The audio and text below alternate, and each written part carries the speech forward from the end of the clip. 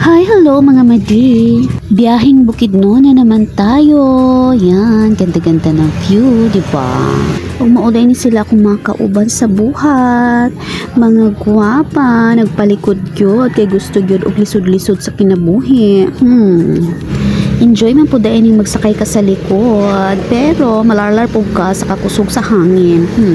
Ug sa wakas, ni abot gyud mi sa syudad, mga madi. Ayan, lamig-lamig ng panahon. Ug syempre, di gyud pwede nga di mi kalaag sa ilahang night market diri sa Kaamulan Festival. Ingani di ay kalisod magbuhat sa ilang mga beads. Sobra man day kaputi, unya hangyon pa nato. So di na lang tamo hangyo no pag mapalit ang mga ingani nila kay dili lali magbuhat, guys. Okay? So ingani kapuapa ang ilang mga beads na baligya diri sa Bukidnon. Guwapa ka ay mga designs. Pero syempre, igo lang ta sa tanaw-tanaw ako matay sapi. Kalo ay sap.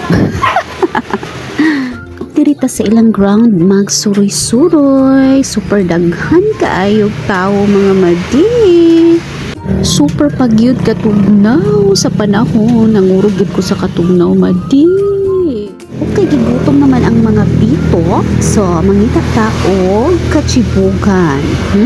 Daghan kaayo kag kapilian diri nga imong makaunan, so maglibog na lang ka kung asa ka mukaon, no?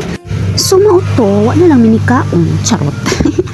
Ug syempre, ato sa gitnang libuton no, aron ato makita asa gyud ang pinakalami o pinakanindot nato nga kaunan. So mauto, nagpahilibot ra gyud mi ana mga madi, kay nagtan-aw-tan-aw ra gyud mi sa palibot, sa mga pagkaon, sa mga tao. So maurat ako chismis. Bye!